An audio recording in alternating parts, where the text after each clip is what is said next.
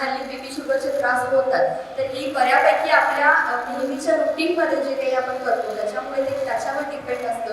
तर ही स्वच्छता करत असताना, आंघोळ करत असताना सगळ्यात पहिला तोंडात पाणी घ्यायचं, चूळ करायचे, ब्रश करायचंय, तोंड धुवायचंय आणि तोंडात पाणी धरून ठेवायचंय. अशा प्रकारे आत तोंडात पाणी ठेवायचंय. तुम्ही आंघोळ पूर्ण होईपर्यंत हे पाणी ठेवायचं असतं. आणि तोंडात पाणी भरायचं कारण हे आहे की तुम्हाला जी ॲलर्जिक सर्दी होते, खेळल्यानंतर किंवा काही बऱ्याच मुलीची ॲलर्जी असते, बऱ्याच जणांना वारमाही सर्दी असते, सारखं खोकला येतो, सारखं सर्दी होते, नाक गळतं, तर याच्यामध्ये तोंडात पाणी धरून आंघोळ केल्याने ॲलर्जिक सर्दी जी असते सगळं कमी होतं.